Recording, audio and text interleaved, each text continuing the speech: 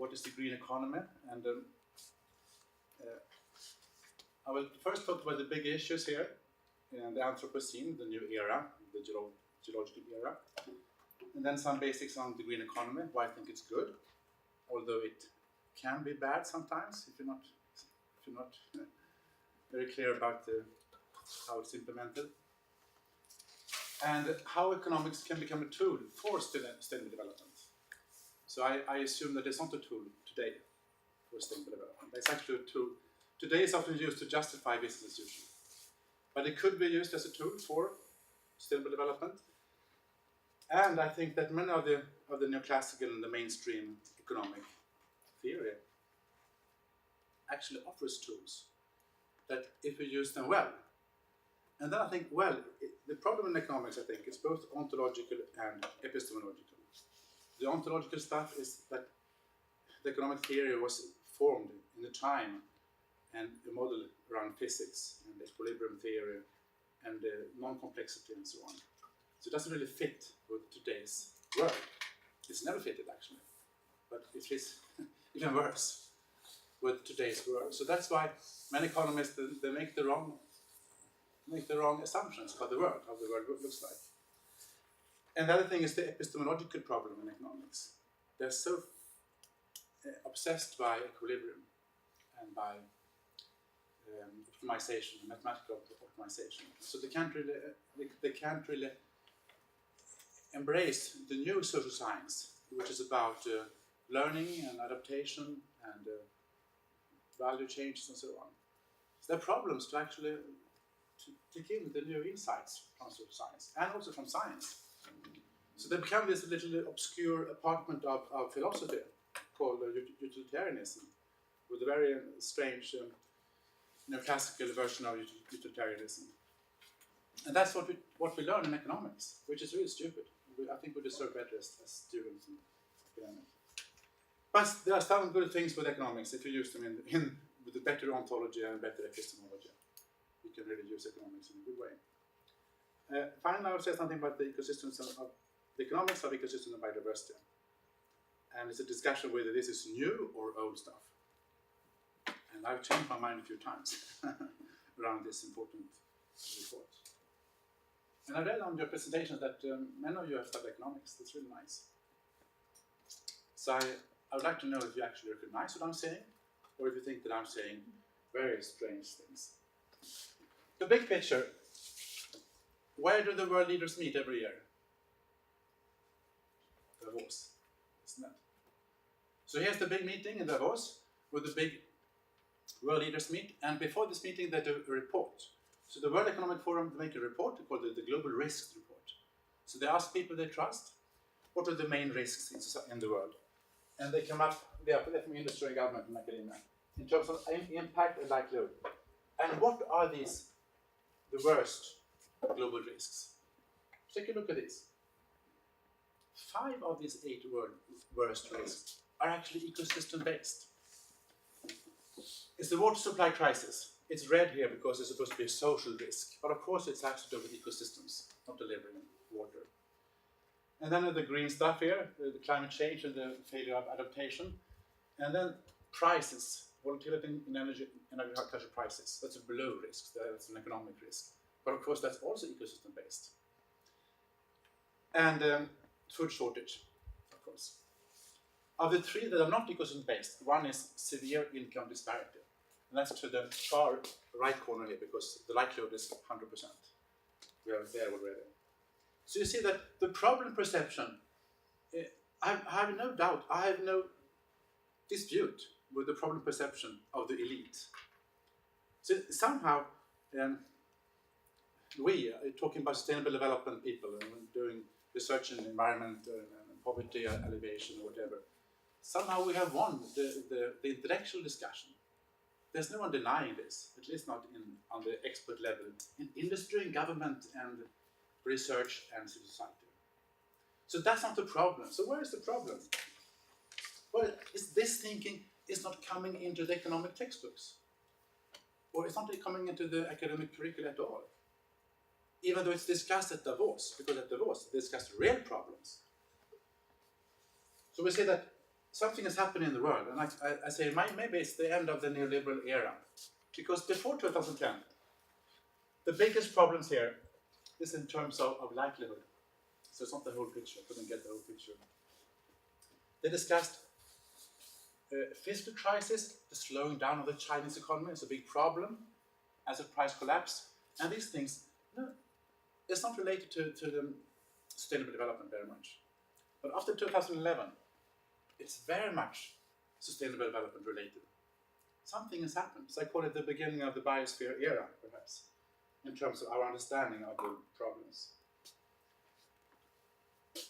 So then, of course, we can expect that economics will adapt to this new understanding of the problems. What is the economic problem of today? Is it to get people consuming more? Well, not really. Not in OECD countries. The economic problem is first is about poverty. So the people living with too little consumption, and too little of all these things, they have to expand the health and the food and the water and the income, education, etc. And this creates some pressure, of course, on the environment and biosphere. But you need to have some pressure, because otherwise you can't have a good life as a human being.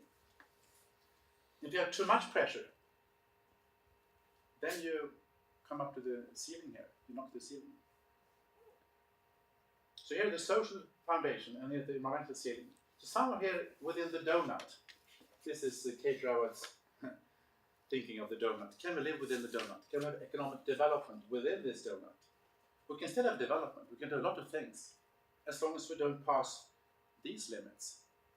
So we must pass this limit, and then we can go wrong here, having really much innovation and good time, and good quality of life within the donut. I think this is a framework for sustainable economic development. It's economic development. I don't interpret that as just growth. I don't interpret that as economic development when we can fulfill our human needs.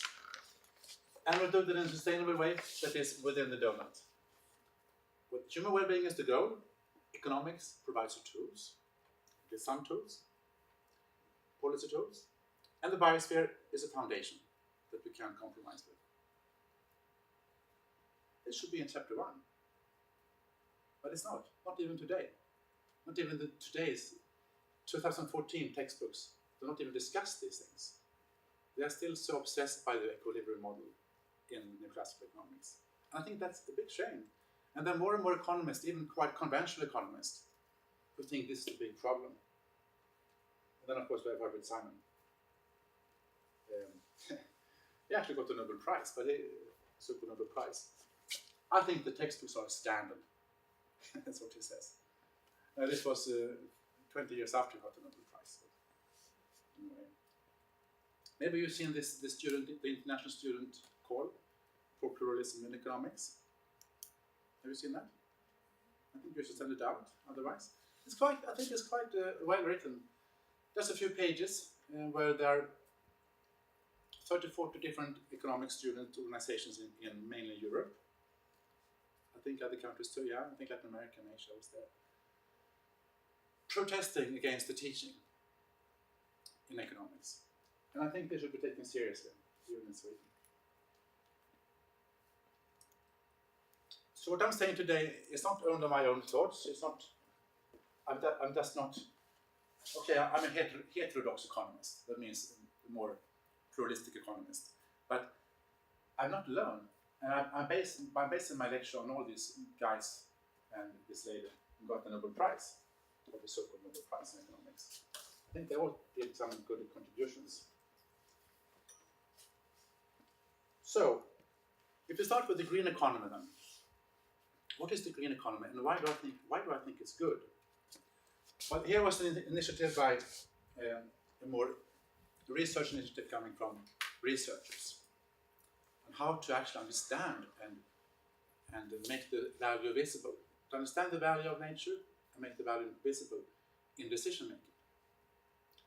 So it was a more research endeavor, and to the right here was the more political program by UNEP on how to do this. So this report was behind the Rio conference, and as you might remember, the Rio conference, the second one, was not as successful as the first one. It When I was young, the first one was really, we were critical to the first one. But in hindsight, we are quite happy by the first one. Because the second one was not so good. Here, they were launching the green economy, saying that, oh, we must do all these nice things to use environmental and ecological economics as a tool for social and ecological sustainable development. To get institutions right, or the rules, the regulations, and to reduce subsidies to fossil fuels, and instead having some kind of feed-in tariffs to support renewable energy. Having a green fiscal reform. So this is all economics. But then actually it was also regulations, a standard thing like regulating the market, having created areas, having some standards against the light bulb, for example. Technology transfers. So we can say that this is more environmentally and economically efficient compared to the brown economy. The brown economy is the fossil fuel economy. So the green economy is supposed to be fueled by renewable energy and smart institutions. And then, of course, to sell this thing globally, you have to say that this promotes economic growth. Because otherwise, developing countries will not accept it. But furthermore, it allows a more sustainable development. When you don't subsidize fossil fuels, instead you tax that, and you subsidize the good things. So of course, that's very basic for an economist, and for anybody, I think. But the funny thing is that, at first I read this and thought, wow, this is fantastic. My topic is now the world agenda, on the top of the world agenda. And then I was surprised to see that there was so much opposition against it from the South, and even from the Friends of the Earth, saying that this is actually green imperialism, or even colonialism. And here's a radical group, ETC, saying that when the government prepare for the green economy, they will actually perpetuate the greed economy. And they talk about all the land grabs, the world's 10 most dangerous land grabs. And you actually find even Sweden here. Here. And this means that rich countries are appropriating some land, making contracts with poor governments, saying that can we hire this land for a couple of dollars per hectare and make fossil fuel, make biofuel, because we don't want to change our habits of driving the car, etc. So instead we want to have cheap biofuels from Africa, mainly Africa.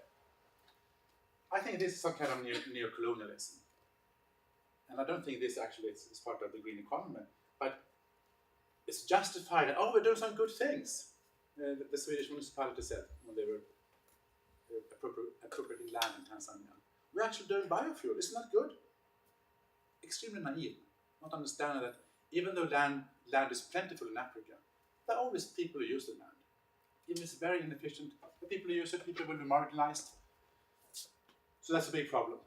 Another problem is that when nature is valued, people with money come and will appropriate this nature.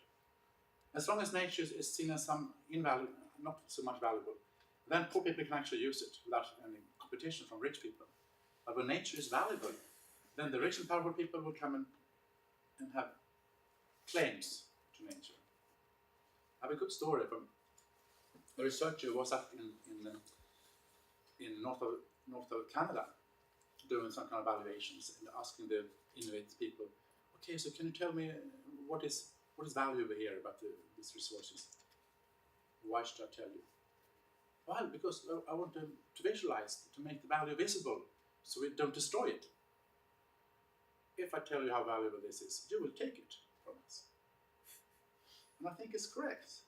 There's a big resistance from actually putting the value on these land resources. Another thing here, trade-related problem, is that if the rich countries like Europe and North America would impose high restrictions on the industry, you can't do this pollution, you have to pay these taxes, and so many regulations according to the green economy, then of course the industry will say that yes, we can do this, but we can't compete with the industry from Brazil, from India, from China, from South Africa. We can't compete with these countries if they don't do similar regulations. And it's not, what is the point for climate? If we are doing climate policies here, but at the global level, the emissions are just going up because the other countries in Brazil and China are increasing the production and they're selling it to us. They'll just kill our industry. And we have this called carbon leakage, when good policy in one place will actually become bad policy at the global level. That's carbon leakage. So then it has been suggested to have carbon tariffs, border adjustment taxes, both by Sarkozy in the European Union and in the US. What do you think? Is this okay? Does this make sense to have carbon taxes? I guess I kind of got the ball there. It's basically a question about green protectionism, whether or not that is okay or not. Yeah. And we didn't come to a conclusion because it's a very difficult topic to get into. But in essence, we kind of discussed that the North, in this kind of dichotomy, the North needs to decrease its own environmental impact, but also allow for the South to further develop. And the particulars there, it's too difficult for us to kind of agree upon now. Yeah, something called greenhouse development rights, a program calculating what should be the allowance for each country according to the common but differentiated responsibilities and capabilities. So that actually makes an individual quota for each country. I think that's quite a good start. It's much better than the Kyoto's. Either you're in or you're out. Annex 1 or Annex 2. So I think that's a good start at least. But it is still, even if you have that, you have this problem. How do you do it? What do you say?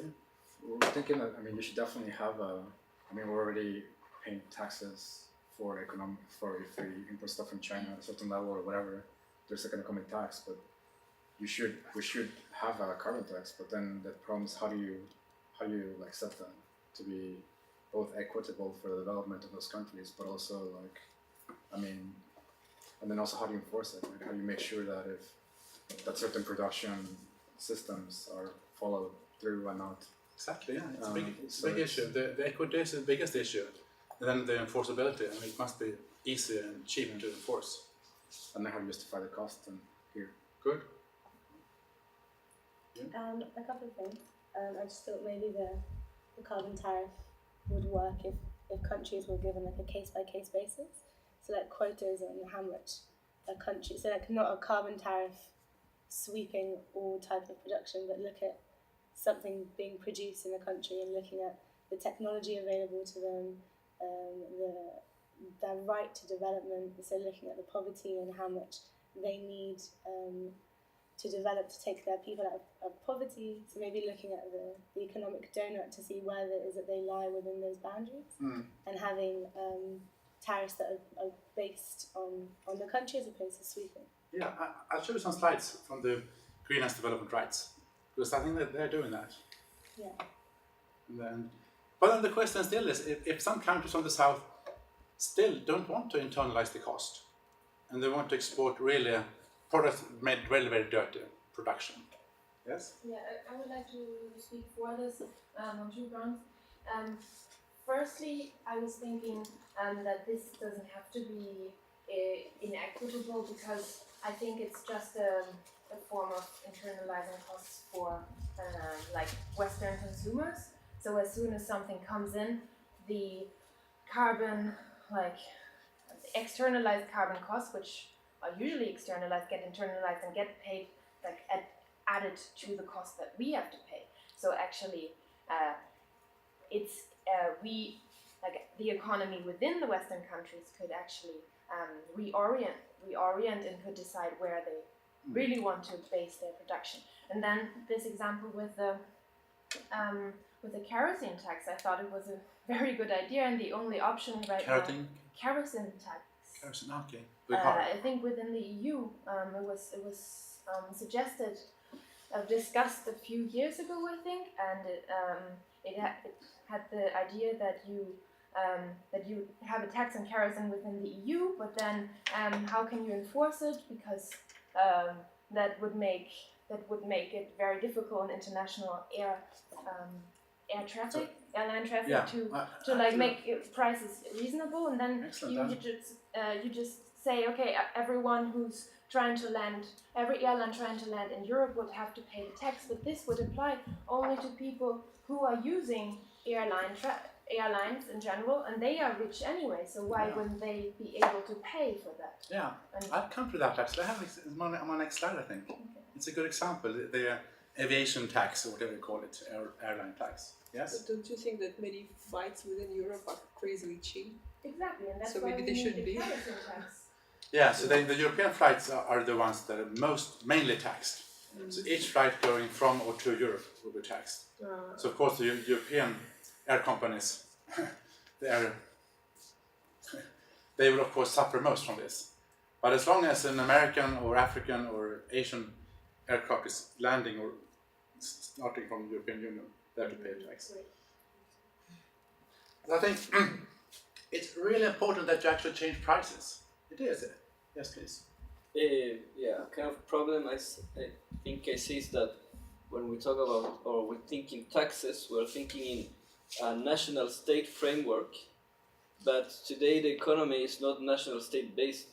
For example, we can put a green tax here, but Swedish industrial capitalists will in 3 years move all the factories to a poor country where they can pollute free, because it's a multinational capitalist world now, so it's more flexible, and that makes us more difficult to tax thing or regulate thing, because capital flows worldwide.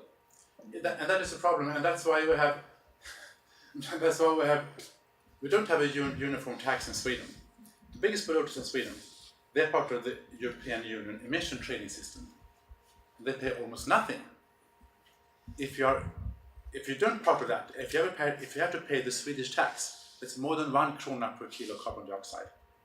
It's the highest in the world by no competition. But because we have international cooperation, as you say, so the biggest polluters, they can get some exemptions, reductions in the taxes.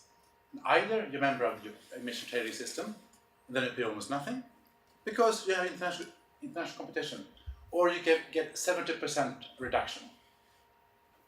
Still, it's more than 30 euro per kilo. It's still much more than most countries pay. So that's the way we try to have some real life adjustment of the good principles. The principle is have one high tax for all. We can't have that. We can't have the same tax in Sweden as in Bangladesh. And one problem here with Sarkozy and Waxman is that in their suggestions, Europe or America would just keep the tariffs. But actually, what they say is that we think you in China, you are wrong. You should have taxed your industry before you export to Sweden. So actually, the tax revenue from the tariff should be returned to the Chinese government, because that is a fair thing. Because we believe that you should also have taxes. So I think the net revenue should be transferred to the government, which, according to the European Union, should have imposed tax in the first place. So that's the return tariff. I read an article actually last week in the Dagens Nyheter on that. How big is this idea of carbon tariffs among economists? I don't know, does this just sound like a terrible idea to me? First, like, very obviously, just like any tariff that's going to harm trade, which is going to be problematic, especially... Actually, it's a very big idea. It's been discussed a lot. And the reason why economists don't like it usually is that it will become a trade war. Yeah. But that's a bad thing. It's a bad thing. And the second thing is just it's a very bad and inefficient substitute to a carbon tax at the production level, which is where you want to set the incentive for people to just say, okay, just internalize the externalities, just change the price there. But at the border, and first you create this really weird thing like political economy. How can you just you take the tariff there and just give it back to China? Like that's a political impossibility. I see it, but it's not setting the right incentives then overall for producers, which should be the goal of the tax. If I'm thinking about shifting my shoe production to China because I know there's no environmental regulation or whatever, and I know I'm gonna go from having to pay worker, like my production cost is gonna probably reduce 20% by shipping to China and shipping back here. But if I know they're gonna put a tariff, so I'm gonna have to pay 20% taxes when I import the shoes, then I might just keep my shoe factory in Sweden or the US. So that's the right kind of incentive. Yeah, I mean, do you know that, what's it called, WWF? They made this ecological footprint map, and they said that Sweden is one of the highest ecological footprints because we are such an open economy. We import so much of the consumption. Just go to Jula, Rusta, or Clas Ohlson. Everything you buy there is made in China or Asia, or yeah, and it's so cheap because Sweden has very many good capitalists, very good globalized capitalists who can buy really cheap things, outsource the stuff, and they put the shoe factories there and they pay almost nothing. Even though they behave good, like H&M and IKEA, they really try to have good, responsible CSR conduct. They don't succeed so well because it's difficult to have all this supply chains and so on. But it's so cheap. So I can fill my hands with a lot of stuff from Jula, Rusta and Clas Ohlson. It just costs a few $100. It's absolutely, it's not good. It's not a good signal of scarcity. So now as a student, I told my professor, I told him that, hey, there must be something wrong with the world market prices. And he got something red in his eyes, saying that, how can you say there's something wrong with the world market prices? It's the most objective data we have for economic analysis. How else can we do economic analysis if we don't trust the data, the price data from the world market? I say, oh yeah, I understand you have to do that, but still there's something wrong with the prices. And they called me autocrat. That who am I to say there's something wrong with the prices? So okay, how would the sugar prices be like? Well, I don't know, but it should be higher at least. because we learned at the second class of economics, we learned this thing about external cost. Yeah, of course. But that's a special case, he said. What do you mean special case? Everything is fueled by fossil fuels in the world economy. You can't say it's everything. All prices are subsidized in the world market. Everything is benefiting from fossil fuels. I just wanted to ask about this idea of the possibility of a trade war and why it would be so bad for the environment. You know, it's like thinking of which I would really like to have more tariffs again. Why, from your perspective, would this be bad if we think of the environmental Well, looks at the carbon footprint of producing tomatoes here in Sweden that is very, very higher than the carbon footprint of the trade that took us to import tomato from Spain. That's true. If you turn into a trade war, you get very high tariff. Everybody's going to try to produce their own stuff. Yeah, good. Thing is, no, that's not good. No, it's not good for tomatoes. I agree with you. For tomatoes, it's rational, and also I can justify my buying of lamb from New Zealand, because to my knowledge, it's very, very efficient lamb producing in New Zealand, and they slaughter the lamb and they put it in this vacuum plastic and they ship it. And it takes 2 months perhaps to ship it to Sweden. And it's really including the complete ecological footprint. And during that time, it actually the meat is maturing, coming to the shop, and I buy it, and I pay much less than Swedish meat. And it's very little carbon footprint. If you calculate, you do it scientifically, calculate. But what about the rest? Well, it's mainly carbon footprint from all the ships going all the way to Europe. But the It costs mechanism, so little per kilo. but the mechanism works is very different from how, and for how you apply that to specific industries. So you can argue for tomatoes is maybe a bad idea, but then it's just about how you actually, what's the tariff going to be, or the tax going to be at the border, and how you set that. Like, what kind of information are you using? Is it one size fits all, or is it going to be adapted to, and then how do you implement that? That's the issue, not how. But It sounds like you can write an essay on this in the class, because I'm not sure I understand your point, because when you have a border tariff, it's exactly the same mechanism as if you're taxing the producer, just doing it one step later. So if you don't, in sovereign states, you don't have the right, according to the UN, to impose taxes on other countries. So the only thing, if you are serious, if you want to have a price on fossil fuel that is higher than it is today, and that's, of course, you have to do that if you are serious about climate change. You need to impose something. And if you can't impose that on Chinese government or Indian government, then you can say that, okay, you're welcome to export stuff, but we will do the taxing for you, according to the European taxes on carbon dioxide. And then we'll send it back to you. And there's research, there's so much knowledge about how every little item, how much carbon dioxide it has produced. We know that because we can do this ecological footprint calculation. We can do that because we can calculate how much is a Swedish import, how much carbon dioxide did it actually impose in the production way back in China. We can do it pretty well, these calculations. So it's not difficult to make a carbon tax at the European border. But then I think, for equity reasons, this should be sent back to China. Because otherwise, what right do we have in Europe to just take this money? It's supposed to be, the important thing is that it has an allocation effect. That less will be produced, less will be exported. But then it has also an income generating effect. And this income should go to the Chinese government, not to the European Parliament, as Sarkozy suggested. Maybe I'm not missing something from the argument, but to me it just sounds that the Chinese government is going to get paid for using polluting industries.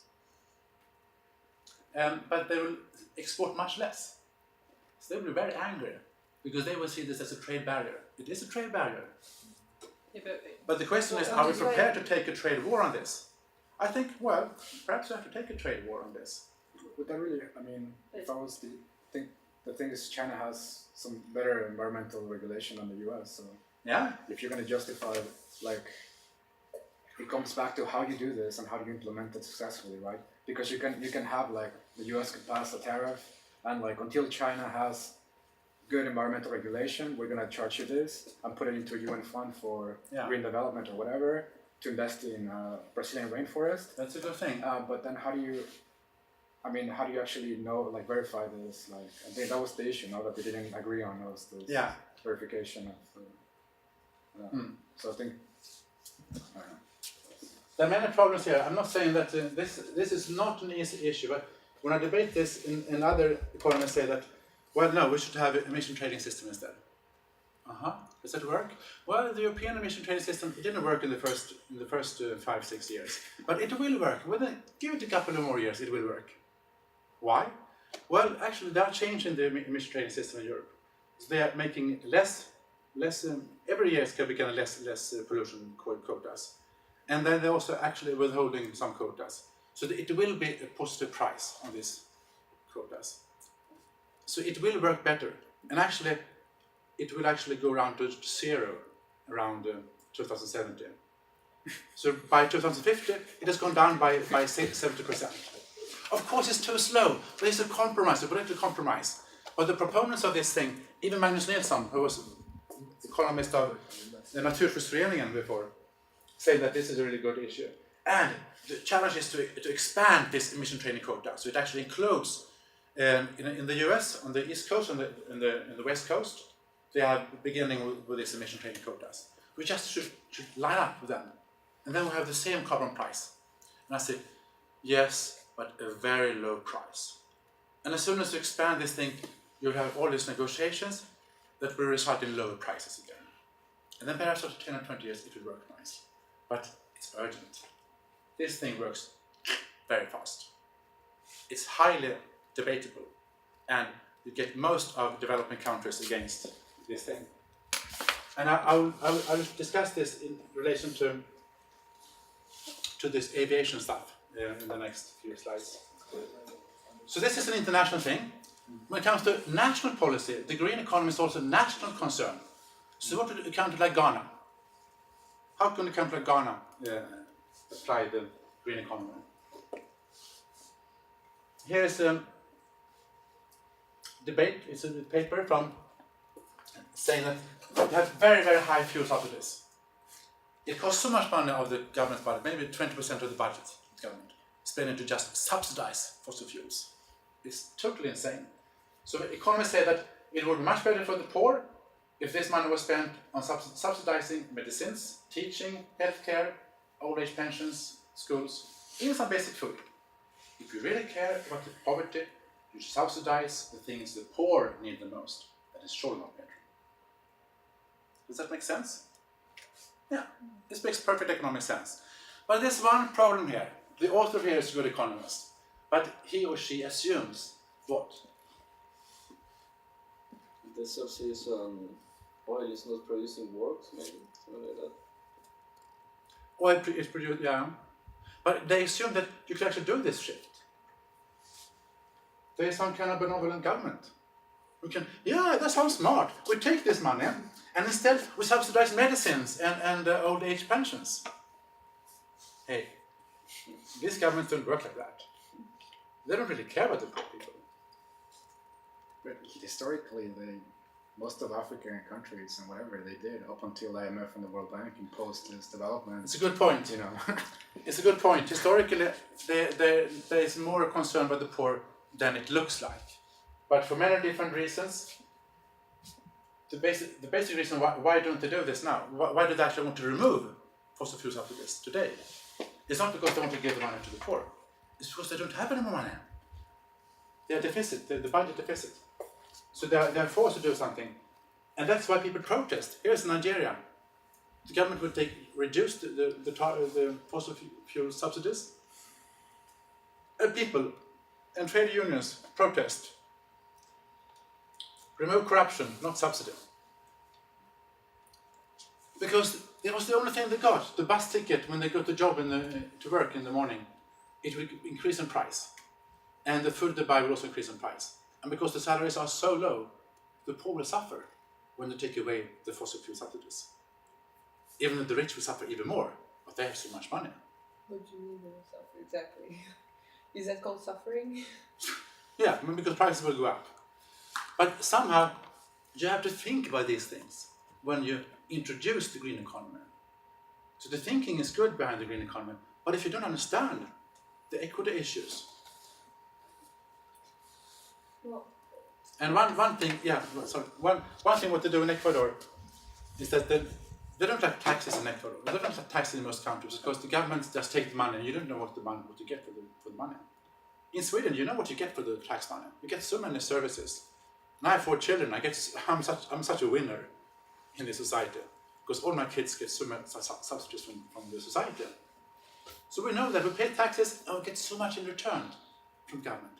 Here, they don't think that in many countries. So what they do in Ecuador and many other countries, they earmark the tax revenues. And they use that money for something popular, like policies for the poor, or here, for payments for services for the forest people, indigenous people living in the forest. That's one way to make it more acceptable. yeah, I just stumbled about your sentence that basically you have to think about this when you think about when you want to implement the green economy. But for me, it is really still very vague what you mean by the green economy. So I was like, do you equal it with like taxes or like subsidies? I showed it on my first slide. It's tax reforms. Yeah. So it means higher taxes on fossil fuels and lower tax on labor, and phasing out subsidies on fossil fuels. I mean regulations on protected areas and other products regulations, etc. So many of these standard environmental issues, environmental politics, are part of the green it's economy. basically just a bunch, for you it's a bunch of political reforms. Yeah, Okay.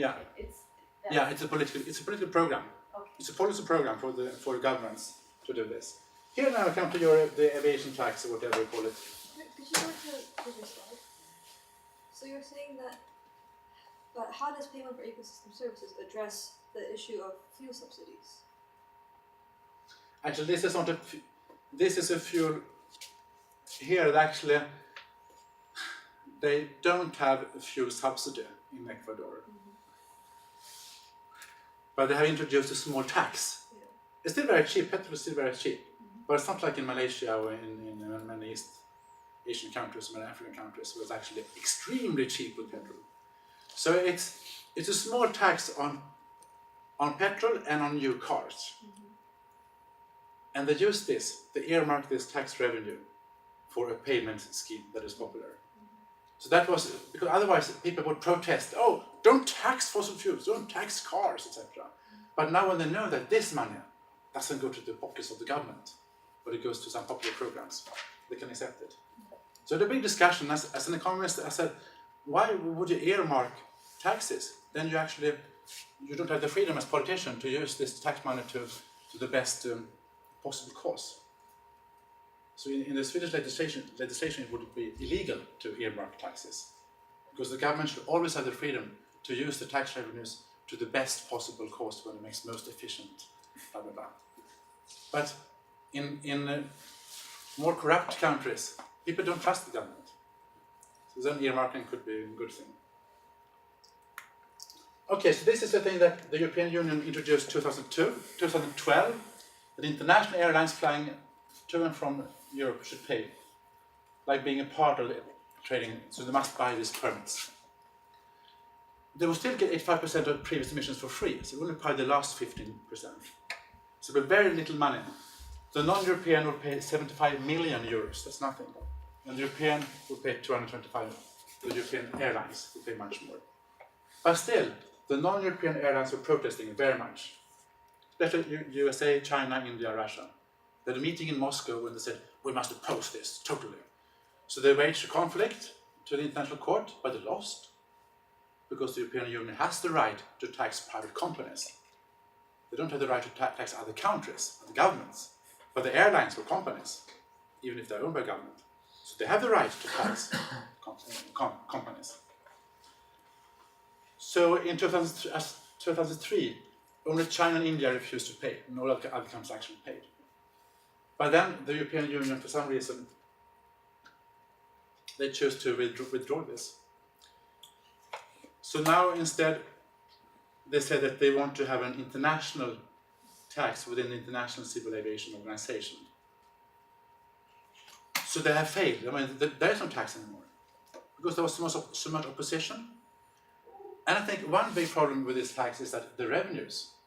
What do you think happened with the revenues?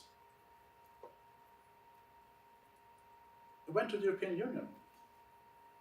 So Sarkozy and to Jacques Delors, or, sorry, what's his name?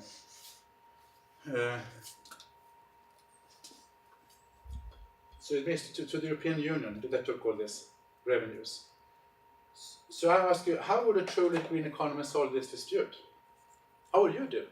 If you were now European commissioners, if you're hired by the European Commission saying that, okay, we did this European aviation stuff, but it didn't work. How should we do it? I mean, airlines are going up like this, so it's becoming more and more proportion of total fossil fuel emissions is from airlines. It's the fastest growing sector, so you must do something about it. But it's within Europe. No. This is mainly problematic. This is what he was saying from an energy perspective, though. Like statistically, the long distance international flights aren't the huge problem here. I don't believe in that, but anyway. I'm sure it's the starting thing that it's twice or 3 times more polluting. But of course, if you take from Europe to San Francisco, it's almost twice as much as you do half the distance. But sometimes these short distance flights, there's only maybe 30, 40 passengers on them, and it basically is just a take-off and landing situation, because it's only Why not starting a trade war then? In that case, let's say Europe is very stubborn and they just maybe rephrase it like it's a lending fee. We increase our lending fee, and back to that, of course, China, the US, India, and Russia will do, okay, you know what, we have a lending fee ourselves. But in that case, maybe there's just... What still doesn't solve But if you want to avoid a trade war, how can you do this more equitable to avoid a trade war? That's my question. Is that one point to... But we were thinking that maybe you can incentivize companies to improve their practice in terms of emission if you tax them, and then in case they show you to demonstrate that they are implying policies or research or whatever, they are entitled to get the tax back. So maybe that could. Yeah, I think it's quite a reasonable thing if you require the best available technology, and if you do that, then you get the tax back. But if you don't use the best available technology, then you have to pay the tax. It's some way to solve it. Yeah, it just been discussed a lot. And actually that's what they do when they have private negotiations with big industry. That's what they do. We in a green economy have to be able to internalize the cost, like social environmental cost of that flight, and we can't really do that. And the fact that you could tax 20% of it, I mean, it may well be that the cost the long-term social cost of taking a flight, blah blah blah, so and so emissions, the cost to the environment and society in the future is going to be way more than the cost to fly or the profit that the company gets. So, and the fact that you say we only tax 15% of it, and we have a fund of whatever, doesn't mean that you can put that money then to offset the ecological and social cost of this later on. So, I think a truly green economy would not just be able to internalize the full cost of this, but also be able to create an economy in which that extraction or whatever, then turn that into some kind of, be able to then remediate the impact to the environment. And that's even yet another problem. Like, how do you take CO2 from the atmosphere? Yeah. Anybody else? What do we do with the revenues here? I wanted to suggest two other things. Like, why don't you just tax ticket sales in Europe, and then it is only European passengers that pay more.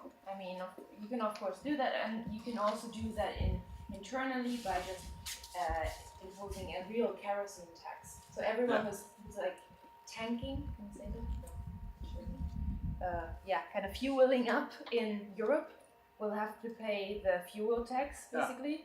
And so of course they can take it on board, but that is a high risk. So I don't know if people want to go on a plane that has like an extra ton of kerosene on board. I don't know.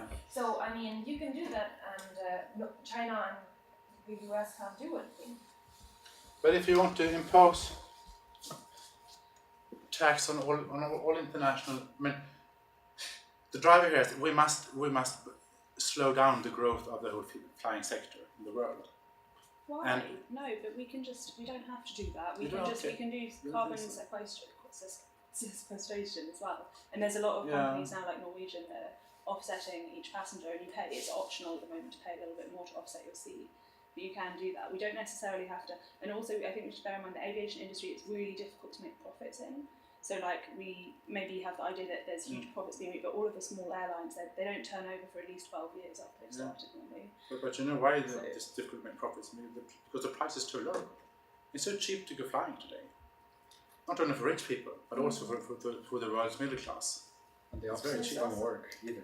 I mean, all There's this. a lot of benefits to that as well, because people are being exposed to very different places and spaces, and like, I don't know, I think... But from what I learned, it's a big problem. That the IPCC said it's a big problem to have the big flying sector in the world, and it's increased. It's a very high increase of the proportion. It's a quite low share of total emissions today. But maybe we need to then make other transportation systems more appealing. For example, the train system in many countries is becoming privatised and very expensive, and a lot of lines overnight. Yeah, of course we can discuss many different things. But I don't really tax understand isn't necessarily the answer. why like it's suddenly the task of the EU to solve the problems in the world. Like, I think we should really make sure that within the EU everything runs well, and it's the EU and like Western values or whatever, and Western lifestyle has been a role model for all the striving up countries. So, and if suddenly aviation is not, it's like flying holidays will become less used, like it's something that people in the West or in Europe do less, then maybe it becomes a new trend to stay at home, and then suddenly someone else other countries will look at us and see, oh, it's I think this is done already. What you say is been done already. There are taxes within the European Union. I think this was an attempt by the European Union to have less competitive disadvantage for their own airlines, because when the European airlines are flying away, international airlines outside the European Union, they also pay all these taxes, but the American airlines, they don't. This was a way to not having so bad disadvantage for the European airlines. This has been discussed, and one suggestion has been that development countries can become part members of the emission trading system, when this government can actually also get some revenues. All developing countries' governments can receive the money that their flight companies have paid in the auction.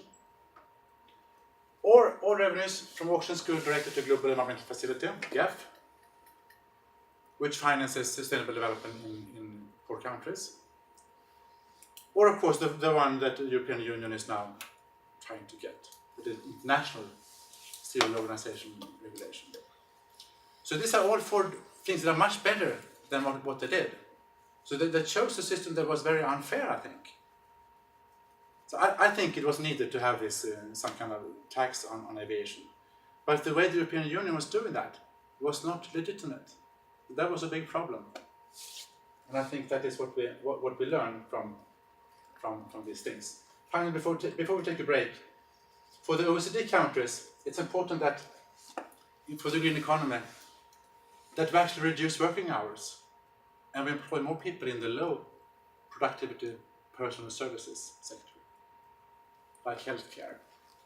Because if you employ more people in healthcare, then these people have a very, very low footprint, and you reduce working hours for them, you reduce stress, you have better quality in the healthcare, and you can reduce unemployment. Because many of the unemployed people are young people and immigrants, and they can easily get a job in the healthcare. But then you have to accept that productivity is not so high. Because in this sector, how do you actually measure productivity? Because you help to save some lives, but you save some life quality is getting better. But it's difficult to measure productivity. And Jim Jackson and Peter Victor say that we cannot just employ people producing a lot of goods and services that have high value, because that creates economic growth that is not sustainable.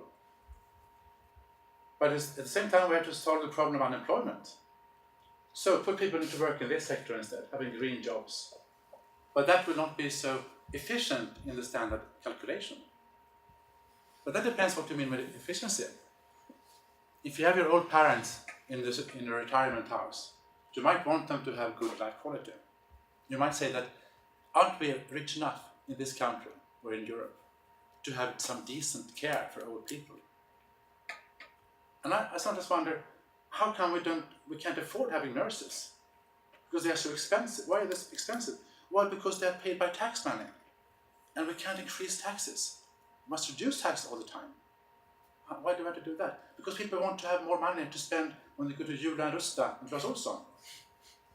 Hey, that's a worldview that people have. Why is it more important to have private money in your pocket so you can spend more money on the television and going for a holiday to Canary Islands than having good quality in your schools and your hospitals? So that's, of course, that's a value judgment. That's a political issue, what you choose. So what they say, Tim Jackson and Peter Victor, is that we can actually welcome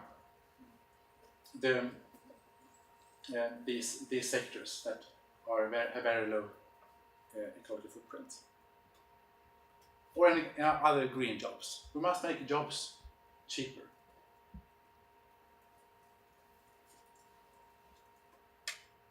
Any comment?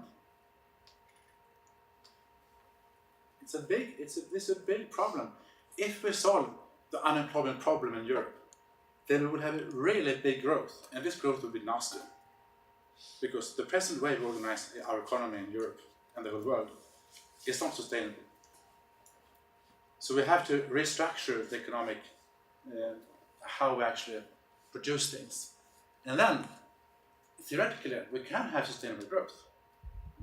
If the sustainable parts of the economy are growing, then it's by definition sustainable growth. We have economic growth. But that requires really big changes in the whole economy, in the taxes, and how we make priorities in different sectors. Of course, we can't have any more mining. We can't expand mining in other dirty industries. We can't build more houses on concrete. We must use wood instead. A high proportion of wood, less proportion of steel and concrete. If we do that, we can still have sustainable growth. If we really want that. But it's a big, yes? Have you heard any economy? I haven't read economy lately, but have you heard of anyone trying to kind of sort of pretend that, for example, if I buy an iPad, then there's like an environmental debt which is charging interest, or like try to put like an economic, like internalize the economics of the social risk posed by my consuming this. So like an attempt to kind of quantify the future risk. Yeah. With like your interest, because over time the more CO2 emissions, there's going to be more risk or something like that. Yeah. So is there any kind of attempts to do that in economics from your perspective, or? Yeah, that's what many economists are doing. And even the private industry is doing this. You know about Puma? Whatever. Puma is famous for actually trying to do calculations. What would it cost if we actually internalized all the external costs that we are producing in our company? And they find out that more than half of the profits would go. Which company? Puma. Puma. It Yeah. shows. I think actually it was more than half the profits. It was like 3/4 of the profit would go away. So, and Puma is a really serious company. They want to understand what would it entail for our profits if we are sustainable, if we actually pay the right prices. And it's a big disaster. But of course, if everyone in the market will have to adjust the same way, then you can make profits in the same way as before. Because the consumers have to pay extra for the shoes. But this is having a sustainable economy. I'm just showing you some insights from research. It entails a whole restructuring of the economy. We can still have a capitalist economy if we like that. We don't have to be a socialist, or we can choose how much we want of this increase in taxes and employing people in the healthcare. We can choose if we want to make that private or social owned. So it's not actually a choice between capitalism and socialism. It's a choice between what is a good life? What do we mean by consumption and private consumption and other life quality? That's the challenge. Yes, I want to challenge the one thing you said about we can still have that there can be sustainable growth. From the example that you said, well, we can't have like houses made from concrete but just high quality wood. Then at the moment, I feel we have already reached the limit of production of wood, and we are importing wood, and it's really difficult to have like high quality wood because we don't have the area anymore where the forest is growing. And if we have a growing amount of sealed ground basically, then obviously we'll have to fell trees, and that will decrease the amount of resources we have to produce the resources we need to build those clean houses. So I really don't believe in the idea of sustainable growth, because some resources will still be needed, and the resource demand is enlarging. Increasing. Yeah. Yeah. It's create an incentive for innovation. Yeah, It's you a can print good point. houses now with these 3D printers. There's there's a lot of investment in that's China really going fun in. resources. You use recycled materials, and you can basically print shelters which are okay for. That's fantastic innovations going on. Yeah. So I think I'm get so confused sometimes when I read these links about these innovations going on. I wonder, is this really serious, or is this some climate skeptics who are saying, "Oh, we can solve everything with the technology"? But we can't imagine how we would look like 20 years back forward. I'm sure we will have houses that are neutral when it comes to energy. I can't understand. I mean, in Germany they're doing that already. The Germans are so much far ahead from Scandinavia.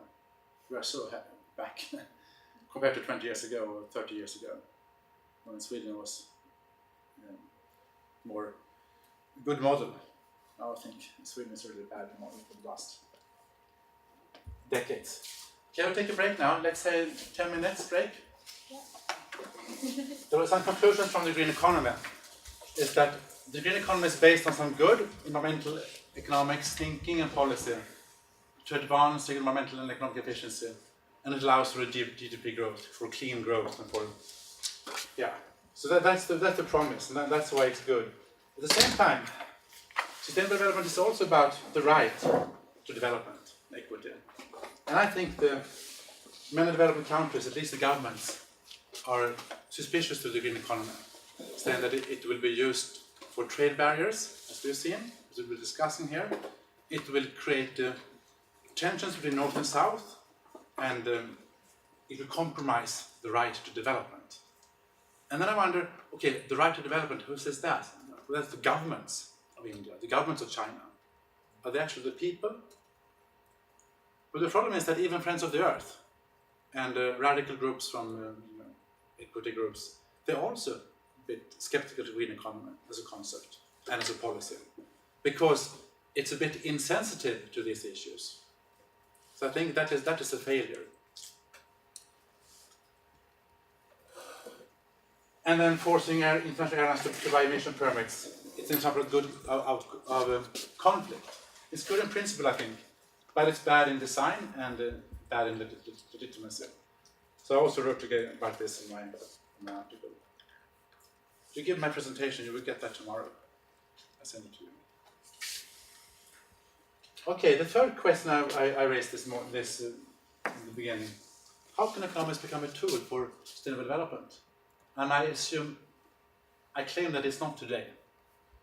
And one example here is that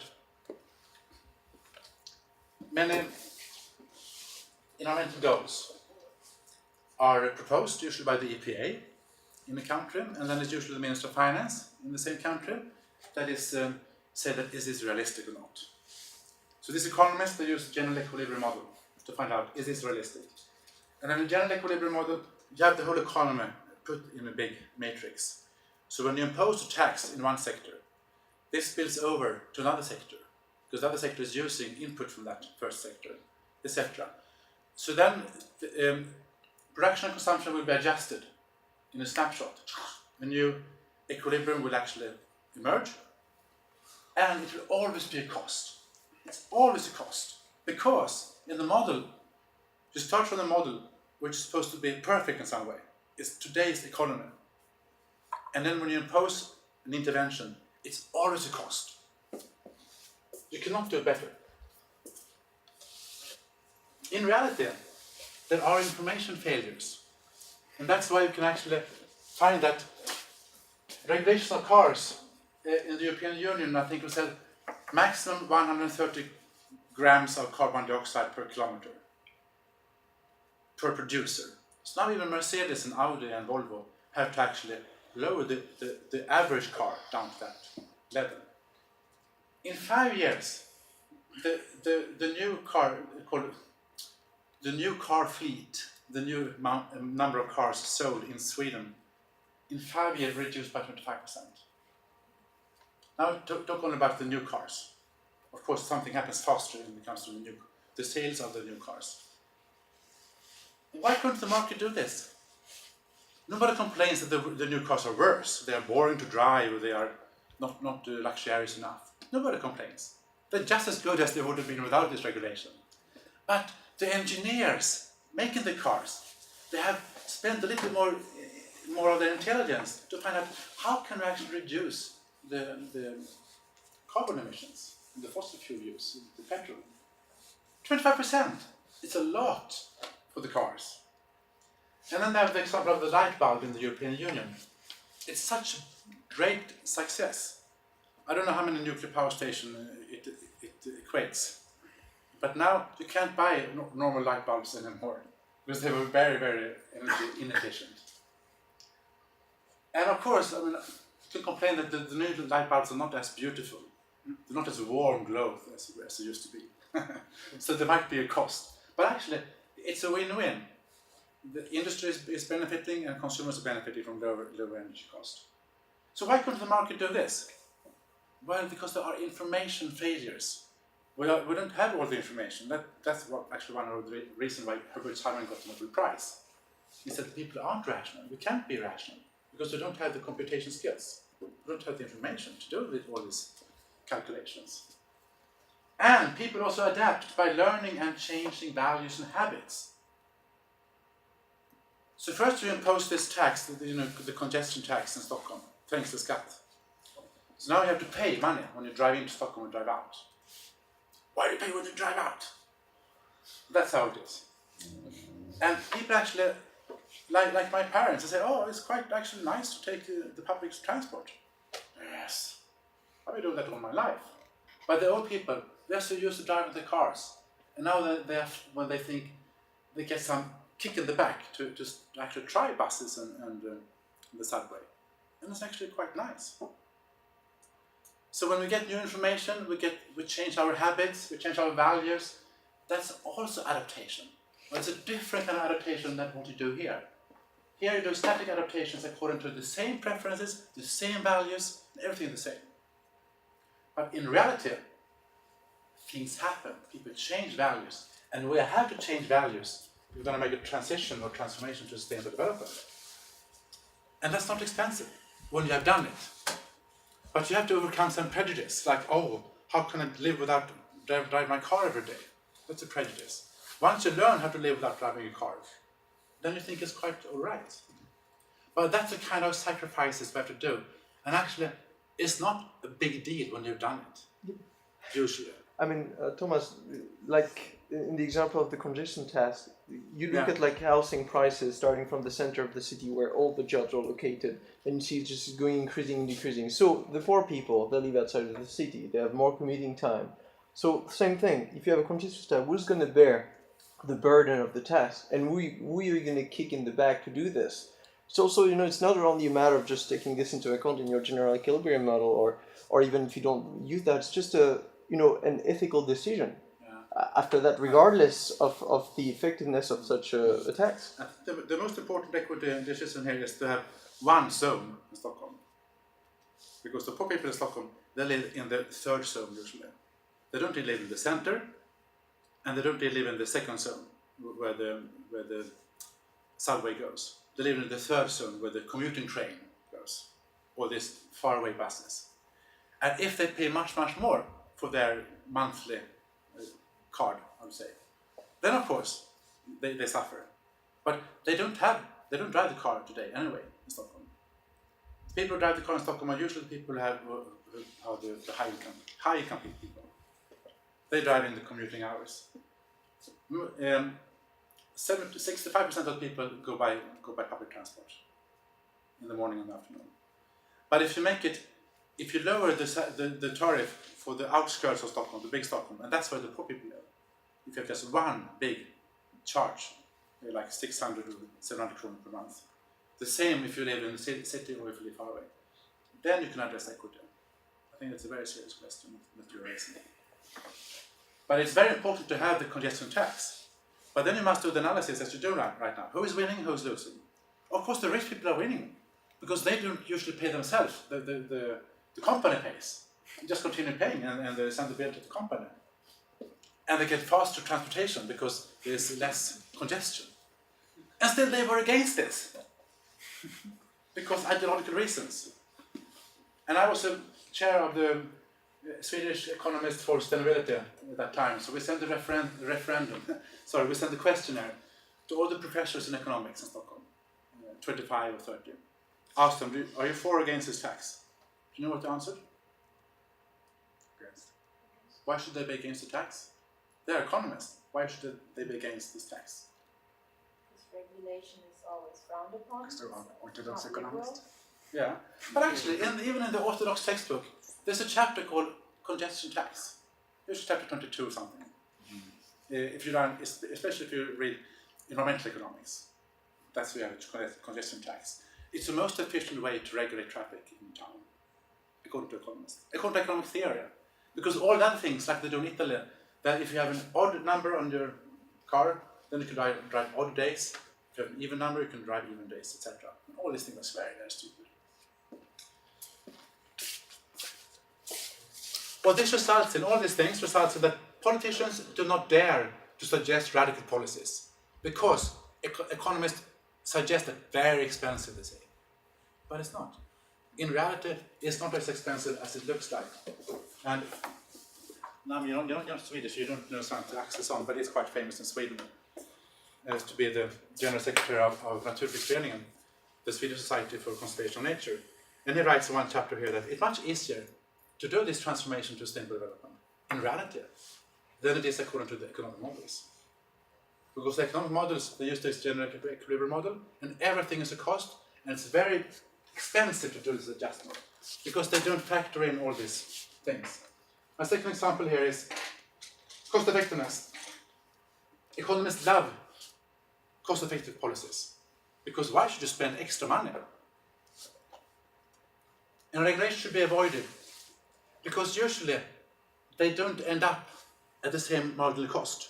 When you do regulation, you're very, very likely to have different cost per kilo carbon dioxide, different regulations. So by definition, they're hardly ever cost effective.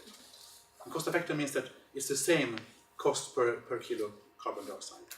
Whereas taxes, all measures done is doing up to this level where we hit the tax. And then you don't do things that are more expensive. So taxes are automatically cost effective. So that's why economists love taxes, even congestion tax. All the professors said yes to this tax. Because they're economists. I mean, they would be ashamed, they would not admit in a questionnaire to be public that they said no to congestion tax, because then don't you know economic theory? I don't know how they voted actually, because they might be car huggers. They might love the car and think it's an infringement to the freedom to drive the car. But anyway, they voted. They said yes to this tax, all economists. And they said no to regulations usually. And I think that this discussion now in the European Union, should we have just one goal for carbon dioxide reduction, or should we have also a goal for renewable energy? How much percent renewable energy we should have, and a goal for energy efficiency. And many economists said no, just one goal is enough. Because if we start having goals for renewable energy and energy efficiency or productivity, they might not be cost effective, they say. But I think then theory becomes more important than reality. Because in reality, actors don't just pick the cost-effective measures. Actors need some help from infrastructure, help from innovation, help from businesses doing things. You have to organize supply and demand sometimes. There can't be a demand if there is no supply, and there will not be a supply if there is no demand. That's how it works in reality. Information failures justify regulations that provide innovation pressures. It's like you will not have electric cars unless there are stations when you can actually fuel your batteries very fast. It must not take more than 10 minutes to fuel your batteries. You can continue driving. So of course there has to be innovation, and there has to be regulations that the government says we must build these things along the highways and along different places. Then of course the private sector can do it, but there must be some cooperation between the government and the private sector to organize the supply and demand, because things don't happen automatically in the market economy. It's so much information failures. And only these orthodox economists, they fail to see that. If you live in the real world, if you follow the discussions from different NGOs, different sectors, then you realize that there are information failures. My third thing, I'm an agronomist, so I'm doing some research on this, on cost effectiveness of the Baltic Sea. The cost of saving the Baltic Sea is calculated by adding measures, the most cost effective first.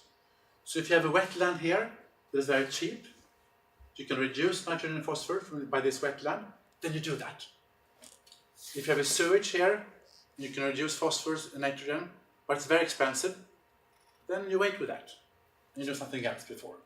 So you look for all different hundreds or even thousands of different measures you can do around the Baltic Sea, and you do the cheapest first. That is what you do in research when you're an economist. You look for the cost-effective measures. That costs 4 billion euros per year to fulfill the Baltic Sea Action Plan, which is the agreed plan to save the Baltic Sea. If we don't do this, we will sacrifice the Baltic Sea. It will be like a smelling over eutrophied sea that you don't want to swim in that. So it's a high stake, but politicians think it's too much money.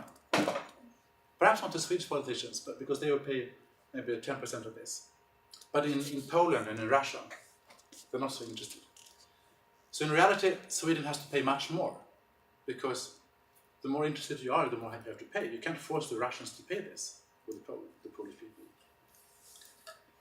But it's very expensive, and nothing is happening. Years go and years pass, and very little things happen. And I get frustrated, so I met this woman here, and she's called Sara Järfors. She buys all the municipal food in Södertälje. And Södertälje is a quite big city in Sweden. And then she cooks. She uses this food for cooking to all schools and all the clinics. I think it's 35,000 servings per day. And she's collaborating with ecological farmers, as I tell you, in Järna. And she has adapted the diet to what sustainable agriculture can produce. So there are more carrots, there are more beans, there are more of these things that you can produce organically. And there's less meat, because if you have many animals per hectare, then you have too much manure. And manure, when you spread the manure, too much leakage of nitrogen and phosphorus. So you reduce a little bit of the animal food, and you have more of the staple goods that are quite nutritious and quite tasty. So she got the prize for Årets kostchef. And the White Guide Junior is Årets kostchef for schools, for kids. Because the food is good. The kids eat this food, and it's sustainably produced. So we're asking these people here, so what is the cost? What do you mean cost? Well, there must be some cost in the producer or the consumers. No, there is no cost. Because here's innovation going on, adaptations going on. Here we solve this thing as we should solve things. By adapting our habits, changing values. Okay, it's okay with more vegetarian food. It's okay with this diet. When you calculated the 4 billion a year, that's just like the investment cost. There's going to be like jobs and multiplier. It's basically that when you do a measure in a farm, if you have less animals per hectare, that is a cost for the farmer, because the farmer has to adapt to something he doesn't want to. But here in Järna, they have adapted this since long. And because they sell organically certified products, they get a lot of income. And because they can sell the carrots and the beans and other things that they produce to the municipality, they get income for that as well. So when you are able to actually have serious discussions between consumers and producers, say that how can we solve this problem?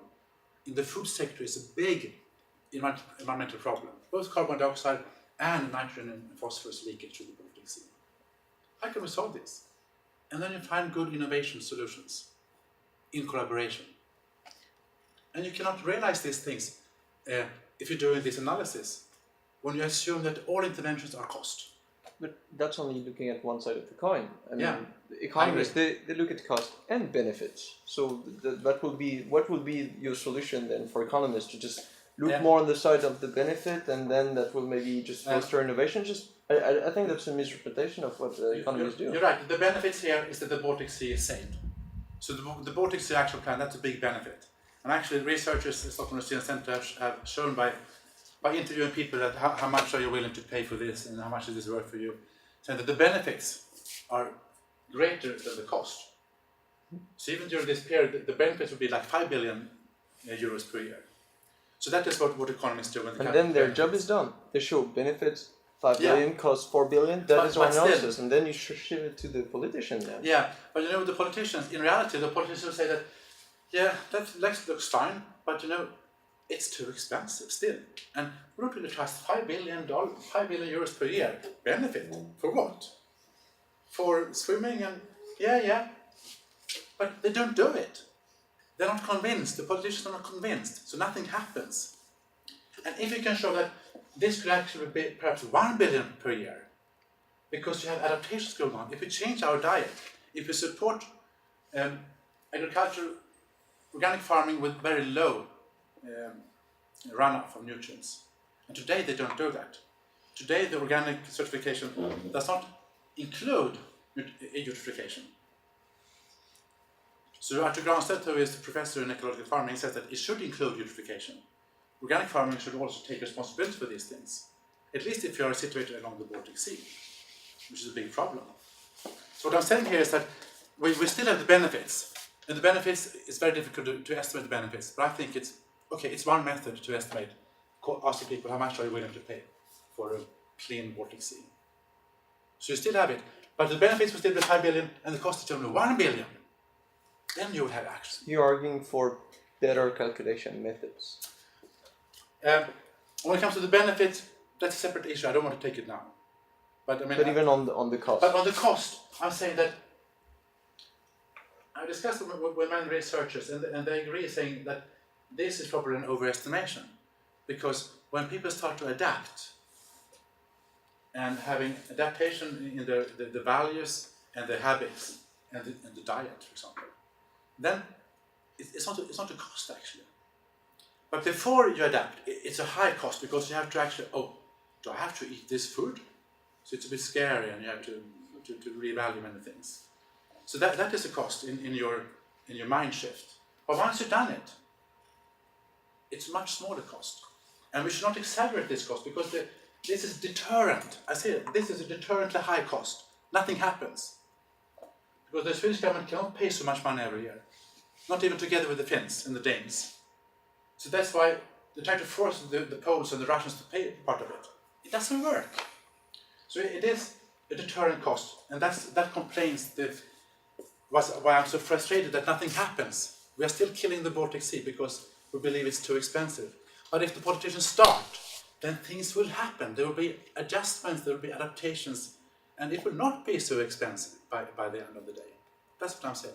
So it's a problem that the calculations are based on static thinking and not dynamic. Yes. But if you start to think dynamic, how do you make sure that they don't adapt back? So they could start eating meat again. Then you have to... Yeah. You know, it's like smoking. Smoking was supposed to be very popular before. Today it's not very popular. And eating meat, of course, it's a luxury for many people in the world. And in Sweden we eat 50% more meat today than 25 years ago when I was young. 50% more.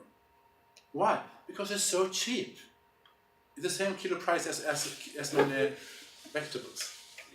But aren't there actors in society who would like to push this counter dynamics? So there are vested interests to make the money vessel fish. But if you put a tax on meat, especially meat that is unsustainably produced, then we will reduce our meat consumption. Yeah, but this change doesn't come from the tax, it comes from the... And this thing actually came from just that she decided that she would cook food that is Baltic Sea smart. And she did that. And she got prize for that. So just show that these things can be done. But economic analysis are usually not allowing that. So let me show here that economics and democracy, you might think that I'm a bit authoritarian because I'm pushing the limit here. So what can I do actually in a democracy? In the democracy, we say that we should have the institutions that we decide democratically. In the classical economics, we say that, well, we should have the production consumption that we actually prefer, according to our preferences. So we agree that preferences and values should determine. But in democracy, we have a debate, we have some learning or deliberation going on. And we have more enlightened preferences at the end of the day. That's what we believe in. We believe in democracy as a process, and also because it becomes better decisions. Because when we discuss things, we are stretching our minds to discuss these things, we innovate, we come to new solutions. In classical economics, don't ever question people's preferences. And I said to my professor when I was a student, hey, but if we can't question people's preferences, then how can we get any real changes? Because the best things we have achieved in human history is that, I think, is the UN Declaration of Human Rights. We believe in all people are equal, regardless gender, regardless sex, regardless the skin of your color, regardless what religion you have, etc., regardless income. It's very, very strong values. And I'm really proud of these things, what we have achieved in humanity, these values. But they came to a big cost. We had many wars before we realized that this is a good program for humanity. So let's have United Declaration of Human Rights. But they're not objective, of course. They are very subjective. And many people don't believe in that. But we spend very much time in schools to indoctrinate our kids in all Western world to believe in these values. And even many other countries like South Africa and Brazil and many non-Western countries also try to indoctrinate their kids to believe in these values. Why? Because they work. We have better societies when we have these values. But in economics, it's very dirty. It's actually no to question values. We just accept it as it is. And I say, how can we have progress then in our world if we can't question values? How much meat do you eat? Do you take the bicycle or drive a car? Or how do you live your life? We have to question these things to move forward.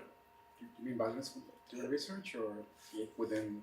In society, I mean in society, but in economic theory, it's totally against it. So I think it's very boring to work with economics because they tend to be against So I agree with the point you're making there. I just think that this comparison cannot be made on one side democracy and neoclassical economics. You're comparing just a political system with a system of ideas we use to produce knowledge, a sub-science there, neoclassical economics. That's one thing. So I think there it's a false duality in the first place, because there we're talking about the assumption that we take when we model situation in order to just understand what happened, which is not like a value, just saying like people should behave like that, or actually behave, or the fact that because we have those assumptions in model, people are going to start behaving like our models. But the second thing, and coming back on the example of tobacco, you know, tobacco is a very good example of, I think, a victory. Less people, smoking is less popular, as you say. Why is that? It's still as expensive to smoke in the sense that, you know, you still have the same kind of negative health externalities that you're imposing on society. We haven't internationalized this that much, legal tax on tobacco, but it worked because we created a structure of social and moral incentive that transformed the value and the culture of smoking in that way. Yeah, I'm not sure I understand you, but But my main claim is just this is very misleading, because what would you understand as being the opposite of democracy?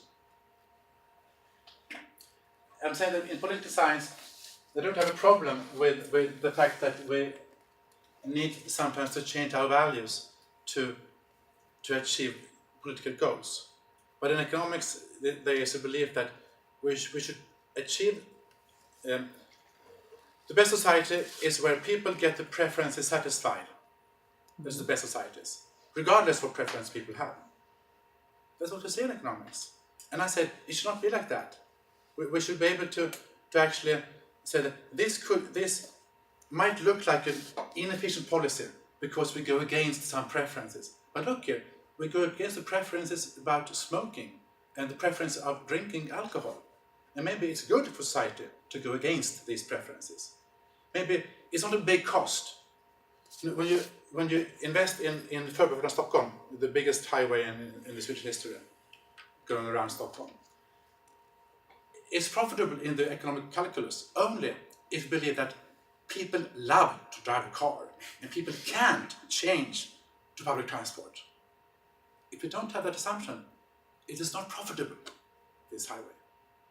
So that's what I'm trying to say here, that if you believe that we can't question people's preferences, then it's profitable to build Förbifart Stockholm, the big highway around Stockholm.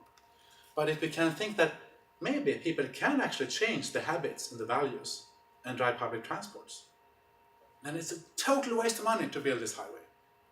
And the money should be invested in trains instead.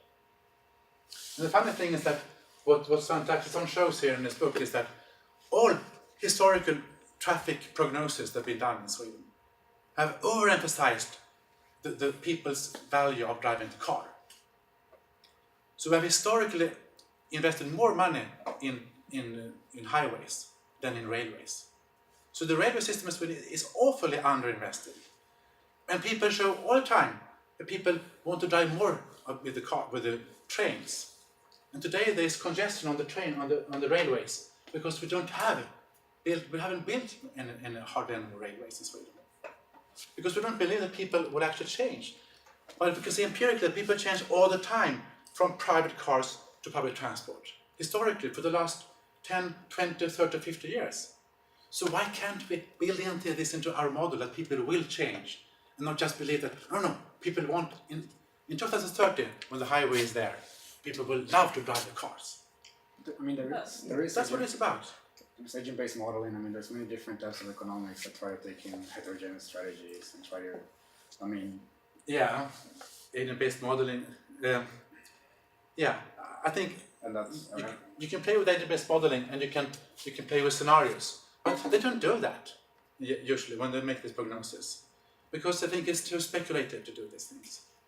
And I think it should be more empirical. Just go back and say, how are people able to transform to more sustainable transition, more sustainable livelihoods, and then help this transformation. That is how economics should be done. And look here, Amartya Sen is saying this. Amartya Sen got the Nobel Prize. He's the most respected economist living today. He says that many of the more exciting problems of the contemporary world, famine prevention and environmental preservation, actually call for value formation through public discussion. We should discuss these things, and we should hope for some value changes. Not just assume that people will have the same values today in 2030 as we have today. I mean, driving our private cars is sacred. Okay, so what I understand you're saying, so I can just clarify, is that state intervention in the market will change people's preferences, and that can be done in a positive way to encourage people to behave in a more green and equitable way. State interventions and the market and public discussion. Public discussion has changed people's perception about child beating. We don't beat the kids in Sweden anymore. And most other countries, they don't do it either. But 50 years ago, when I was born, this was a big dilemma, this was a big discussion. Aren't we allowed to beat our kids? But how can they behave? How can they obey us? Well, of course we have problems as parents sometimes when you want them to obey you, but you don't beat them. Because there have been these value changes. And today people just they take the safety car, they put the safety belt on without discussing. 50 years ago, you were supposed to be an idiot to put why do you have a safety belt? Or the helmet of the bicycle. But what do you think are the main changes affecting like a value change then? I think the value changes that I think are necessary for a sustainable society is that we accept eating less meat and less fish perhaps, and we enjoy it because we have other recipes.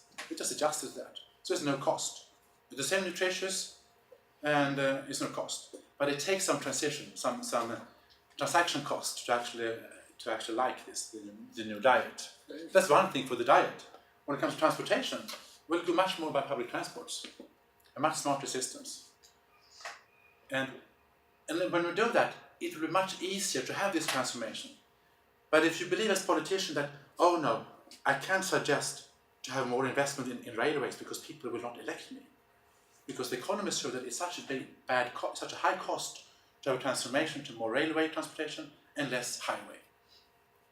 So politicians don't dare to do that because they listen too much to the economic models. It's not a problem here from, like you said, information. I mean, the values are going to change the second someone gives better data, right? If you have a model that says it's going to cost this much, and I come with a model that is better, got better data, I integrated ecological and blah, blah, blah, and I can show that actually it's going to be, the investment only has to be maybe even, you just need to put a little bit of funding here, a little bit of funding there, and then that will trigger blah, blah, blah. So it's a matter of modeling. Not it is a matter of modeling. But when I talked to so many people working in the Ministry of Finance and Konjunkturinstitutet, which is their affiliation, and when they make these models to the government, and they use models that are not so good as you suggest. And I asked, and they say, why are people complaining about our models? Can't you see why people are complaining? Because these models, they justify status quo. The models justify business as usual. And that's why politicians don't dare to do these radical changes towards sustainable development that we need. If you have other models, we can justify these things. And there are other models. But the Minister of Finance, not only in Sweden, the European Union is using the same kind of model, the general equilibrium modeling. And that is a big problem. And I think many economists don't see their responsibility. Oh, it's just a model, and it's the best model we have. No, it's not the best model we have. Yeah, you say that the models are used to sustain the status quo, and I think that's very important. Because in some way I feel the economists say there's science as value neutral or moral neutral, but in fact I think it has a very strong morality and a very strong value vision also. For example, you cannot question poverty, inequality, gender issues, class struggle, anything, because they say that's a value thing, a moral thing, but having something neglecting is also a kind of morality, I think. So I think the economy as a science is built up as or justified because it produces benefits for a group. It has stakeholders that are benefited for it, that invest in this kind of science, in this case, kind of universities that produce that kind of knowledge. So it's a power struggle that I see as groups. So don't you think if we want to change the economy, we need to also analyze that power struggle and change the struggle? Yeah. Now, I was saying many critical things to economics, and I don't mean that the power struggle is between economists and non-economists. So I want to save it for so my next slide here is we cannot have a transformation to sustainable development without using mainstream economics. So I've been saying many critical things. At the same time, we can't have it. Don't throw out the baby with the bathwater. Economic theory is very, very important, actually essential for transformation to sustainable development. I wanted to spend 2 minutes here. I know that I'm taking over time here, but I was talking to Robert, and he said we can use the 4 o'clock. As long as discussion, but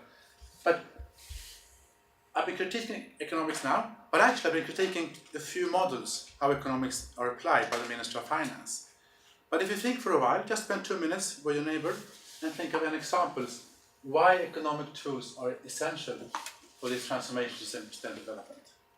Now think positively, how can economic theory be used?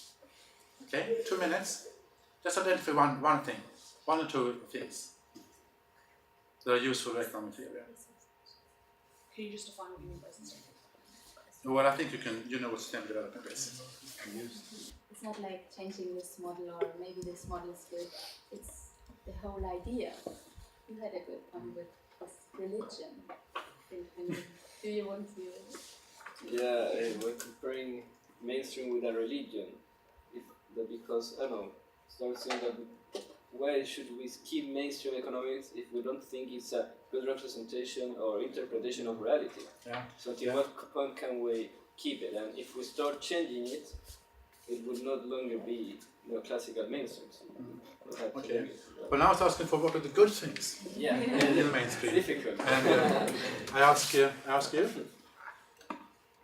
No, I talked about, for example, forecasting.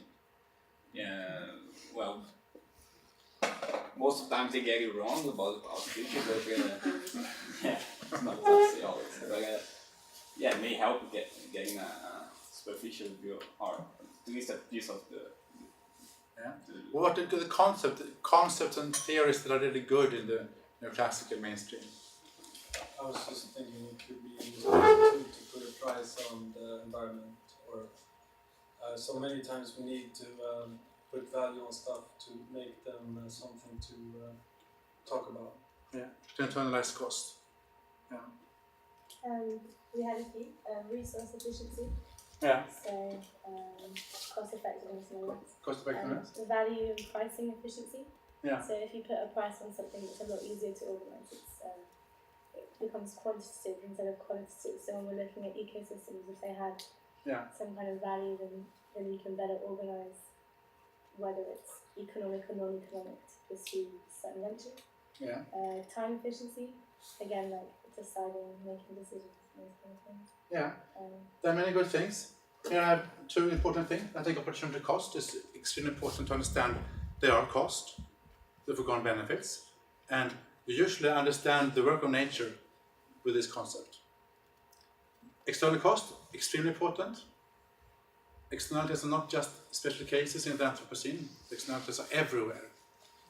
So we have to have tax reforms. So these things justify that we can actually see the value of nature, all the things that nature providing for us, all the ecosystem services. And here are the basis for tax reform. That's basically a mainstream on classical economics. It's very, very useful.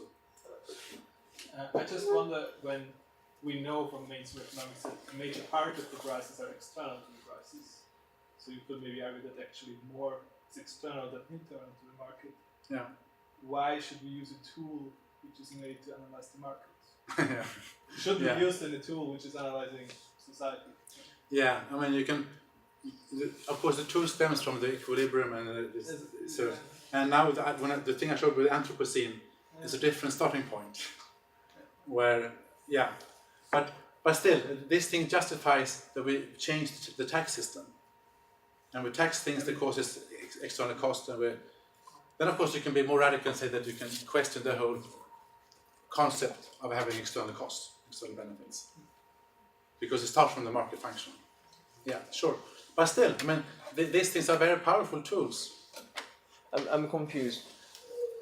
I think that there is a difference to be made between what you were talking, like religion, economics as a religion, so talking about like economism, looking at every social, ecological phenomena through the economist mindset is a problem.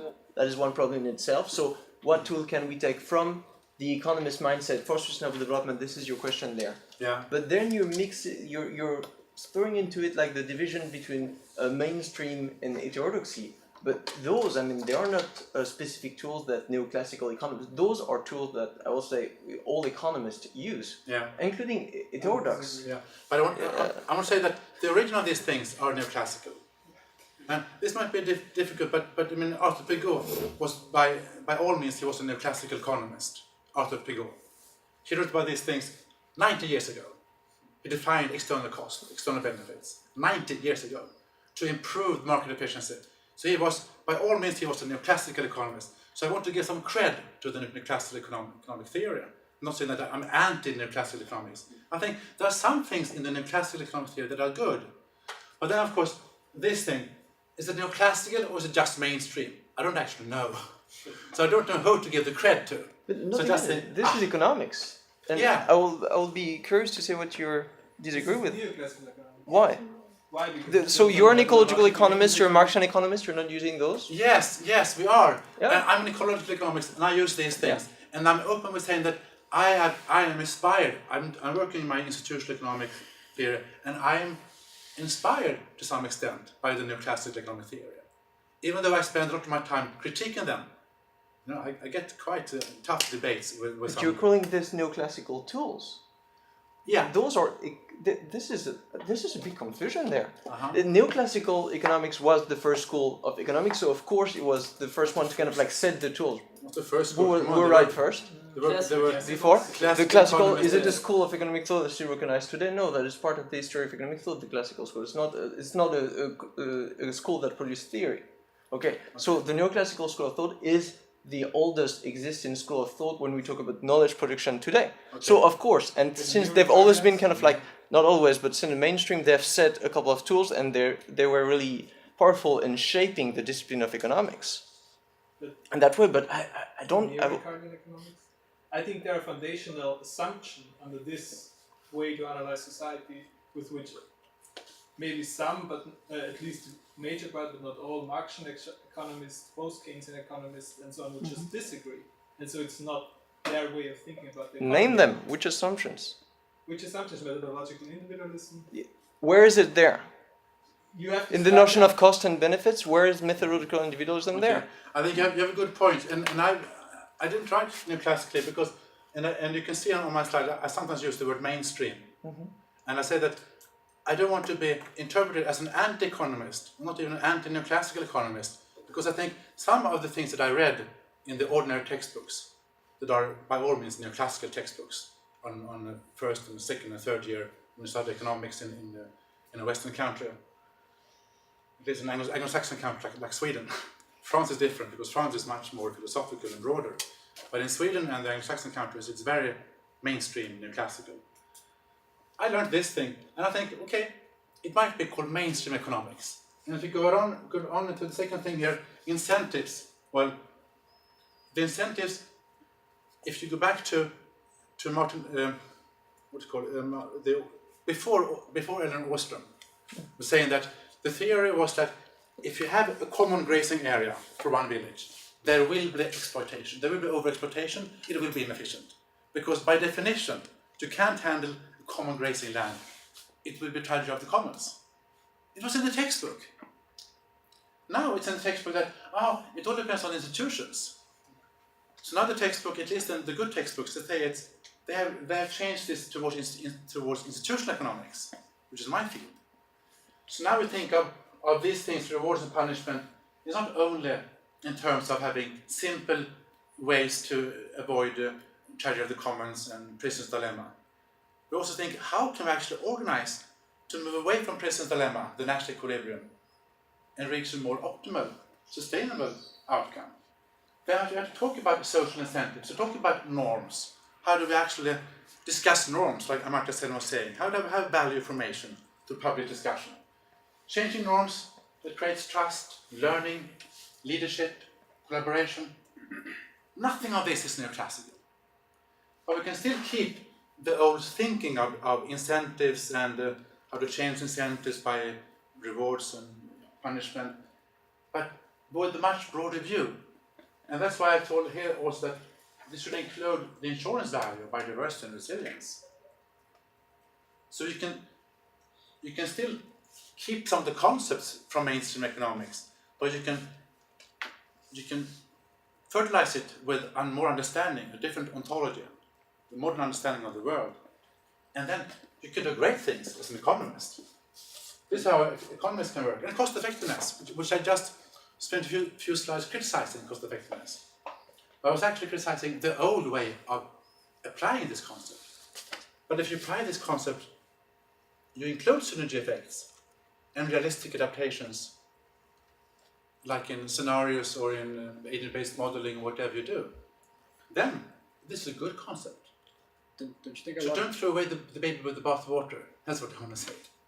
Don't you think a lot gets lost when people have to, like, it almost becomes like this game of which team are you on? Like, are you and people spend more time talking about the school they come from and justifying it, and you see this in terms of getting funding, and like depending where you're going to apply for funding or who you're going to work with, it's like you have to play into the script of roles. When I mean, of course, there's good in every field from physics and mathematics and whatever, and there's going to rhetorics. There's always these tools like rhetorical, logical, or methodological that we can use, and I don't know.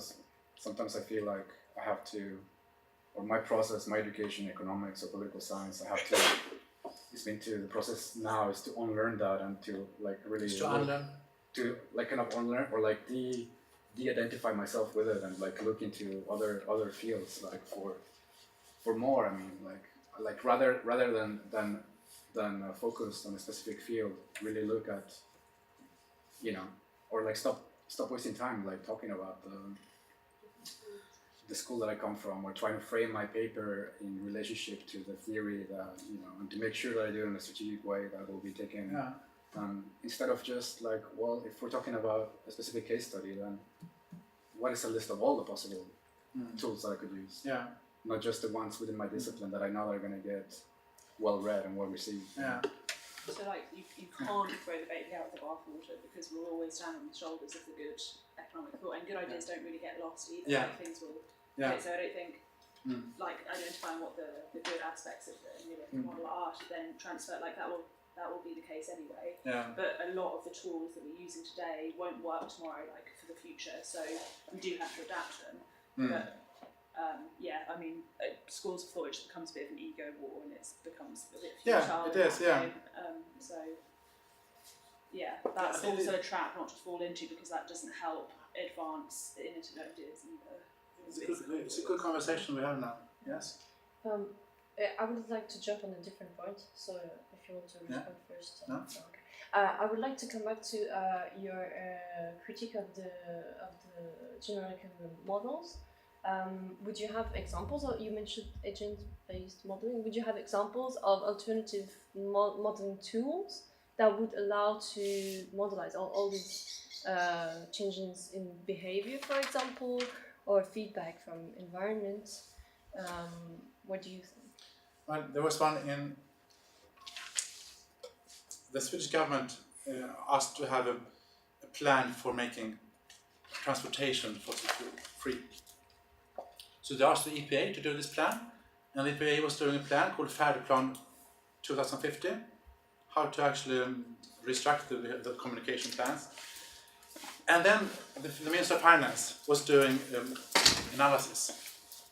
And they said, okay, how can we actually reach this target by just using one policy tool, increasing carbon tax? And they found that this would be extremely expensive, having huge impact on the whole economy. And those impacts were unacceptable politically. So therefore the whole idea was killed. So politicians don't dare to talk about fossil fuel-free transportation anymore, because the Minister of Finance was talking of so high cost if you increase. And then I have a 7-pager response by the EPA when they're really angry with Minister of Finance and Konjunkturinstitutet who did this. They say, how can you play with just one policy tool? That's so unrealistic. What we're doing here is having at least 10 different policy tools to organize the market and having more stations with electric you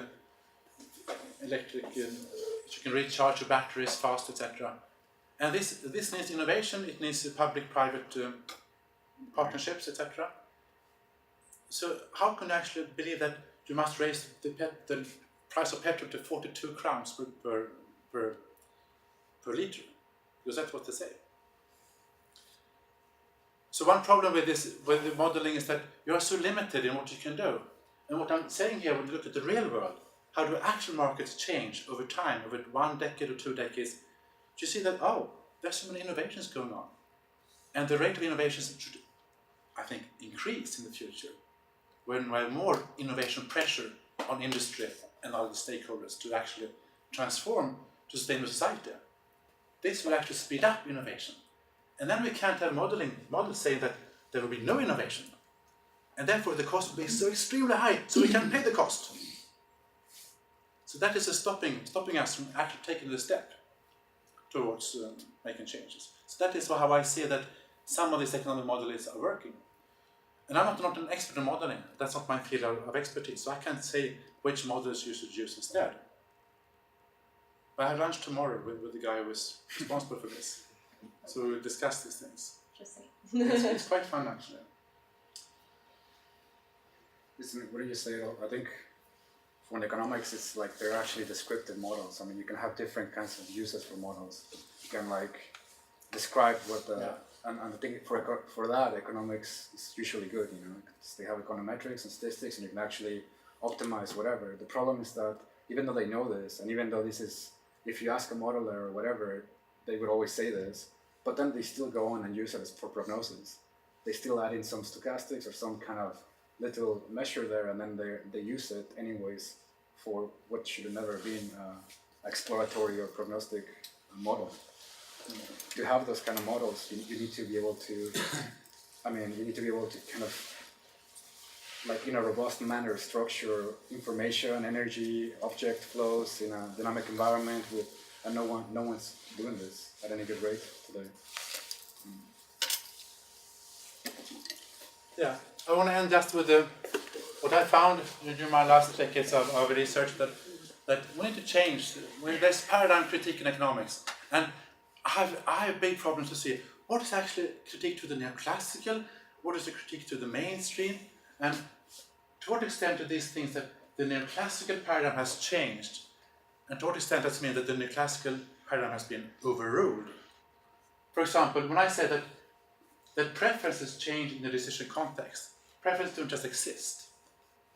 I think that is actually that this thing goes against the neoclassical belief that people have preferences before, and as a researcher you just collect preferences.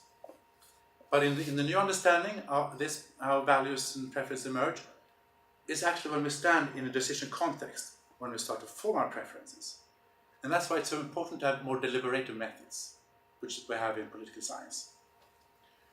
So that might actually be that the neoclassical core has been redefined or even weakened or even falsified by a few assumptions have been questioned by economists.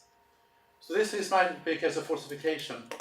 By this, I don't know if neoclassical economists say that you can always substitute among different resources. That's what I read from the neoclassical economic thinking. And many old-style economists said, oh, you can always substitute knowledge, natural resources, etc. Whereas in ecological economics, we say it's limited. And I'm not really interested in what is actually the border of neoclassical economics. I think this debate is not the way forward. But we need to be clear about when we question these things, these assumptions and all this ontology that we're discussing, that there have been things happening in economic theory that we should discuss more, that should be part of the economic syllabus. And I don't find this discussion in the economic textbooks, in economics A or B or C level. Not just linear changes, non-concave changes, it's tipping points. Remember Simon was saying boundary rationality and growth can be uneconomic, of course. If the marginal cost exceeds the marginal benefit of economic growth, then it's uneconomic growth. If there's too much stress and pollution, so the marginal cost actually higher than the benefits of this thing growing, then it's uneconomic growth. And it's Ostrom saying that, Ellen Ostrom saying cooperation can be beneficial and sometimes have broad self-interest, not just a narrow self-interest. And market prices are not objective, they just reflect the institutions. So I think there are many things to actually question here and to think about. But still, we can still do economics even if we accept all these changes that I've done here. So I still call myself an economist. But I don't feel at home in the departments of economics at Uppsala or in Stockholm. Because they don't like me, basically. I understand why. So I have to work interdisciplinary. And that's really much more fun for me and for the non-economist. Because they like me, they like what I say. But to the non-economist I try to say that, hey, don't critique economics too much because I also believe in economics. I believe in this is also economics. So I don't like when that too much anti-economic jargon. Oh, economics is bad. An economists are always bad. No, I don't believe that. But economists must do the homework. They must see that the world has changed, and they must change the theories and the ways they apply economics. Do you tell your kids to study economics? Or? Oh, that's a good question. They don't want to expose them to all these things and go all this long way. I don't actually know. What do you say to your kids? I told my sister to become an engineer. Because you have both economics and political science. Yeah. And you have problems to reconcile this? I don't know. I think the second year won't. It's just I think it's a hard battle we have with this kind of tools. In the ideal world, we don't have to worry about these things. We're just doing our science and we're doing problem-solving science. But since we have this power structures and these things going on in society, I think we have to be clear to actually analyze where's the problems and where are the opportunities to do something new. And that's why I try to analyze these things. So this is my conclusion, very subjective conclusion. Of course, you can add to this many other things if you like.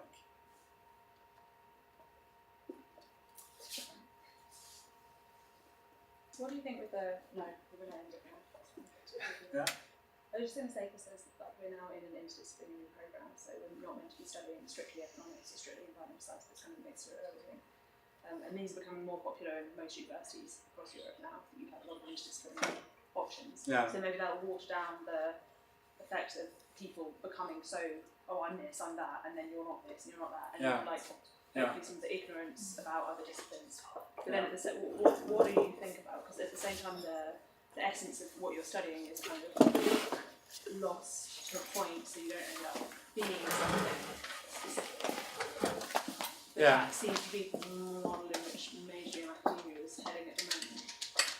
Like, these old traditional disciplines are becoming a lot more interconnected, and we're realising that you can't study things in isolation anymore, and that is part of the birth of Anthropocene, I guess, that these things... Yeah, I think for me personally, I'm doing so much. I have so much fun in my research because I'm doing problem-solving science, and I work together with anybody who is interested in the same problems as I'm interested in, and we are very innovative. Stockholm Resilience Center doesn't respect any of these borders, and I do call myself an economist. People know that I'm an economist, but they also know that I'm an economist to understand other perspectives, and that's what gives me a competitive advantage. But I would have a competitive disadvantage if I was working at the economics department, because I don't know all the models. I've done some micro and maths at PhD level, but I decided to skip that and go into the more interesting stuff, which I think is institutional economics.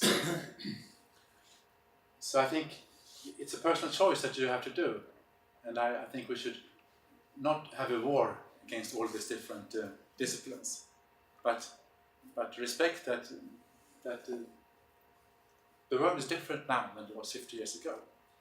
And I like the way that some economists saying that we should teach economics as if the last 30 years actually happened. Because I think that is one of the big problems. That we teach economics as if we live in an ideal world that never existed. And exists less and less for each year. So I think that is a big problem for academia. So the economics department is becoming more and more isolated. And perhaps more and more irrelevant. But as long as they have the power to educate economists,